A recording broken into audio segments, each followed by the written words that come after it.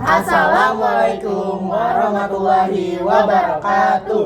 Halo semuanya, kami dari kelompok 1 ingin mengadakan kegiatan yaitu mewawancarai narasumber mengenai pelaku pengembang masyarakat dan juga mewawancarai RT mengenai pembangunan infrastruktur selama 5 tahun belakang. Sebelumnya, perkenalkan, nama saya Sultan Farsaldana. Nama saya Septi Safira Anggraini. Saya Samara Aska. Saya April Zara. Saya Rafka Jonadi Putra. Silakan ditonton. Assalamualaikum warahmatullahi wabarakatuh. Halo semuanya, saya Rafka Jonadi Putra ingin mewawancarai Pak RW dari RW berapa Pak? RW 01. Oke, sebelumnya dengan Bapak siapa? Pak Ilham Ahmad. Oke Pak, di sini ada 10 pertanyaan. Nanti Bapak jawab satu-satu. Oke. Yang pertama, infrastruktur apa saja yang sudah Bapak bangun selama 5 tahun ke belakang? Kita infrastruktur kita bangun untuk selama jalan itu untuk kepentingan warga dan juga untuk fasilitas umum, dan juga sekarang selama 5 tahun ini kita udah infrastruktur pembangunan jalan itu sudah terlaksana dan warga juga sudah menikmati. Itu aja Mas. Terus apa yang menjadi pemicu adanya pembangunan infrastruktur ini?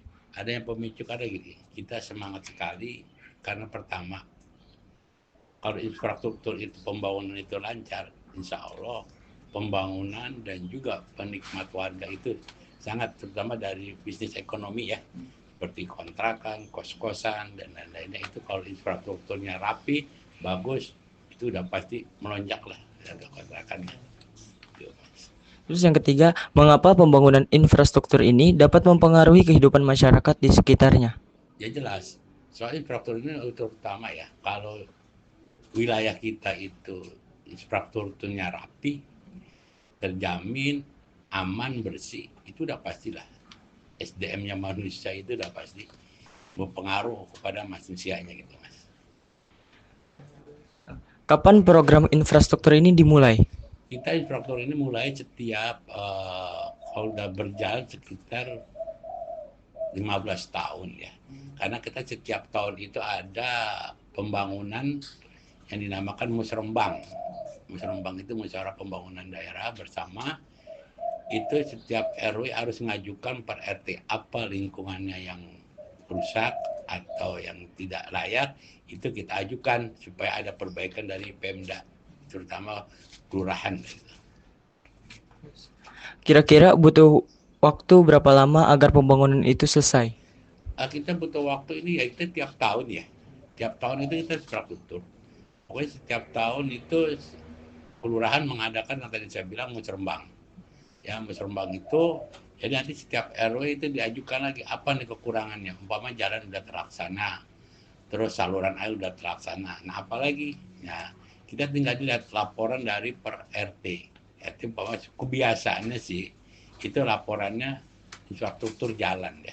Karena kan jalan itu sangat dibutuhkan oleh warga ataupun masyarakat yang tinggal di situ dan juga masyarakat lain itu.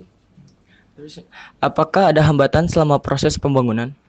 Kalau hambatan nggak ada ya, kita hambatan itu jalan terus lancar. Ya, karena kan kita di sini Pemda itu ya, dan juga swadaya masyarakat, swadaya masyarakat yang selalu ya kita bagaimana kita ajak masyarakat itu gotong royong, ini kekurangannya apa, kita harus kondisikan itu masyarakat, gitu Mas. Bagaimana perasaan Bapak ketika program yang dijalankan berhasil? Ya udah pastilah. Terutama saya juga merasa bangga bisa terlaksana dan hasil kerja saya juga sama warga dan juga Pemda DKI terutama juga itu menghasilkan yang terbaik buat warga, itu kan. Karena dari situ kita habis infrastruktur rapi semuanya, ya kita bangun lagi karena kan kita nggak ada banjir nih di sini ya. Kalau ada banjir, paling kita ajukan ya seperti sumber resapan, biopori itu untuk mengurangi ya, bukan mengatasi banjir tuntas ya, itu untuk mengurangi air yang banjir di lokasi ini. Tapi alhamdulillah sekarang karena saluran airnya juga udah bagus, warganya juga rajin kerja baktinya untuk sampah-sampah yang menghambat, itu alhamdulillah sekarang udah mengurangi lah debit air di wilayah sini. Siapa saja yang terlibat dalam program ini? Yang terlibat yang pertama ya jelas Pemda, RT, RW, dan masyarakat. Masyarakat termasuk tokoh agama, tokoh masyarakat itu sudah pasti ya. Kalau kita mengandalkan Pemda, nggak mungkin. Kalau kita Pemda juga mengandalkan RW atau RT, nggak mungkin. Kita harus kerjasama. Gitu. Di mana saja lokasi pembangunan infrastruktur yang sudah dibangun? Kita ada 12 RT. 12 RT luas wilayah saya 47 hektar. Ya. Itu semua RT kita sudah rapikan. Kita dari RT 1 sampai 12 baik infrastruktur jalan, kebersihan, terus kerapihan, keamanan itu kita sudah jalankan 12 RT kita di RW 1. Bagaimana cara Bapak untuk mengajak para warga agar terlibat dalam proses pembangunan infrastruktur? Ya pertama kita ajak kerja bakti. RT kita perintahkan, coba setiap RT usulkan apa aja yang perlu, yang dibutuhkan untuk pembangunan di daerah ini. Seumpamanya nih, dari RT 1 sampai 12 ada 3 RT, ini yang perlu diperhatikan pembangunannya. Ya itu yang kita ajukan ya dari Pemda dan juga masyarakat. Kita urunan, yaitu kita laksanakan. Nah, teman-teman, sekian itu wawancara RW 1. Kurang lebihnya mohon maaf. Wassalamualaikum warahmatullahi wabarakatuh.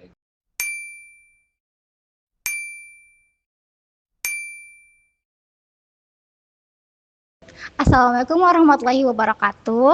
Halo semuanya, perkenalkan nama saya Akula Zara. Di sini saya ingin mewawancarai Ibu. Ibu Nurbaiti. Oke. Bu, saya di sini punya 10 pertanyaan ya, Bu.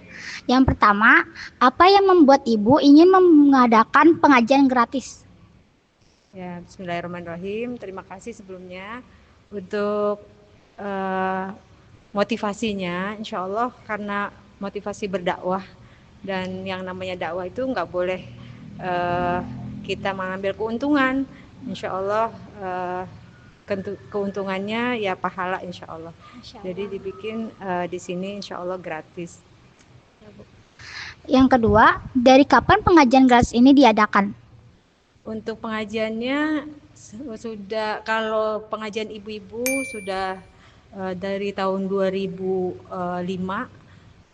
sedangkan untuk yang rumah Qur'annya itu baru dibentuk 4 tahun dari kemarin gitu, 4 tahun yang lalu, insya Allah yang berjalan sampai sekarang. Terus nambah ada kegiatan yang lain, hadroh sama silat dan qasidah kalau buat ibu-ibu. Oke. Selanjutnya, bagaimana awal mula pengajian gratis ini diadakan? Ya, awalnya karena memang di sini sudah banyak sebetulnya pengajian, cuma kita pengen yang ada tambahannya, yaitu menghafal Al-Quran. Selain membetulkan bacaan, juga menghafal Al-Quran, dan juga ada pemahaman agamanya sedikit. Nah, jadi tadi apa pertanyaannya, maaf? Bagaimana awal mula? Awal mulanya dari pengajian ibu-ibu yang sudah dibentuk, dia kebetulan punya anak-anak, cucu, jadi mereka kita buatkan seperti pendaftaran gitu ya. Kita siapkan SDM pengajarnya, kemudian sudah langsung di launching di bulan Ramadan 4 tahun yang lalu. Oke. Selanjutnya, siapa yang memberikan modal tersebut? Ya, dulu dari zakat suami almarhum. Suami saya, zakatnya dikeluarkan untuk membayar semua termasuk pengelolaannya. Jadi semuanya insya Allah sudah di backup dengan uang zakat. Karena uang zakat itu boleh kalau pengeluarannya untuk para pengajar dan semua yang kaitannya dengan ini ya, pengajaran Al-Quran. Selanjutnya, apa fasilitas yang telah Ibu berikan untuk pengajian gratis ini? Tentunya fasilitasnya selain tempat, terus juga sarana dari buku-buku, alat tulisnya, Qurannya, semuanya alhamdulillah bisa diupayakan. Termasuk seragam ya, lagi itu seragamnya juga digratiskan.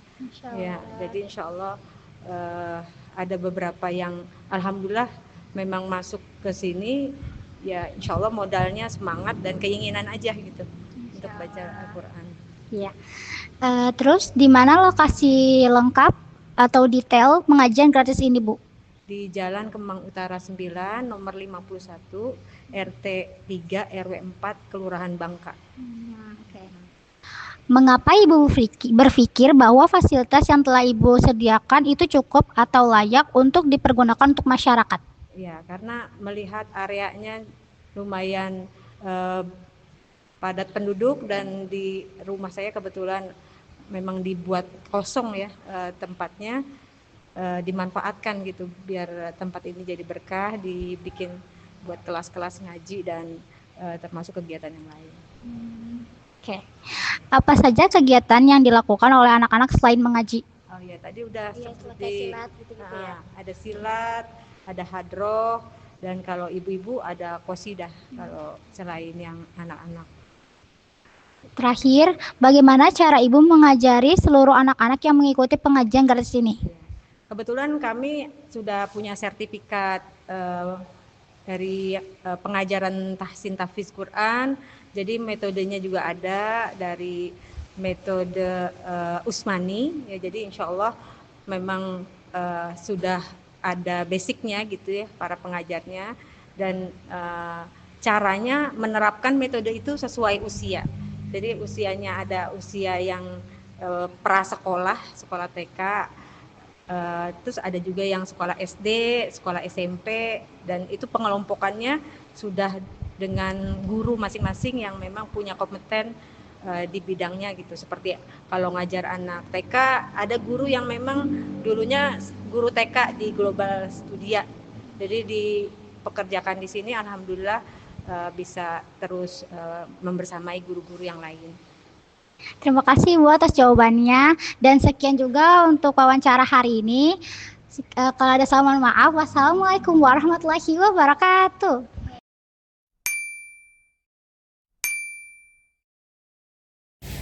Sekian dari kelompok kami. Mohon maaf jika ada kurang, jika ada lebih tidak usah dikembalikan karena kami orangnya ikhlas sekali. Wassalamualaikum warahmatullahi wabarakatuh.